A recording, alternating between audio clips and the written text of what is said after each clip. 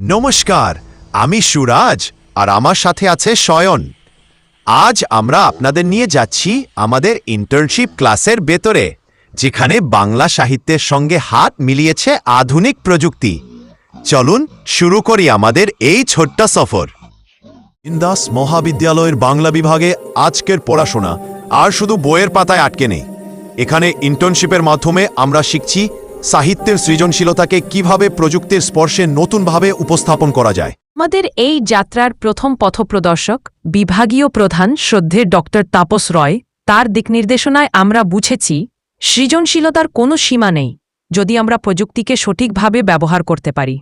ওনার পড়ানো এবং বিভিন্ন বিষয়ে স্টুডেন্টসদের পাশে থাকা সত্যিই প্রশংসনীয়। যিনি কঠিন বিষয়কেও সহজ করে হাসি মুখে শেখান, তিনি আমাদের সবিনয় স্যার।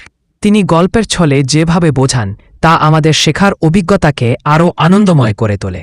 আর আছেন আমাদের প্রিয় ডক্টর আত্রি সিদ্ধান্ত। তার ক্লাসে প্রযুক্তি আর সাহিত্য যেন একেবারে এক হয়ে যায়। ডিজিটাল গভীরতা বুঝতে তার অবদান অপরিসীম। হাতে কলমে কাজ শেখাতে যিনি আমাদের প্রতিটি পদক্ষেপে পাশে থাকেন, তিনি হলেন পরিমল স্যার।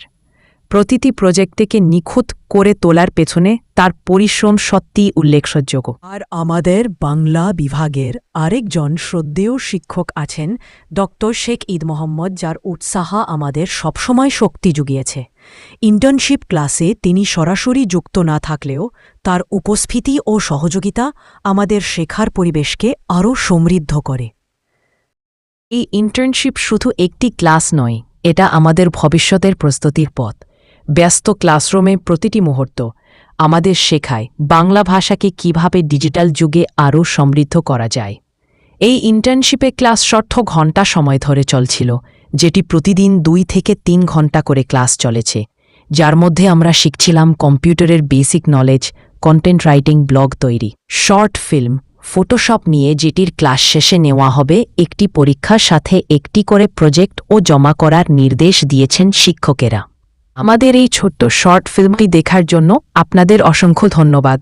প্রযুক্তির হাত ধরে বাংলা সাহিত্য এগিয়ে যাক নতুন পথের দিকে। আমরা কাউকে ছোট করার জন্য কোনো মন্তব্য করিনি। যদি কারো কোনো জায়গাতে কোনোভাবে খারাপ লেগে থাকে, তাহলে তার কাছে আমরা ক্ষমা প্রার্থী। সকলকে রাধে রাধে।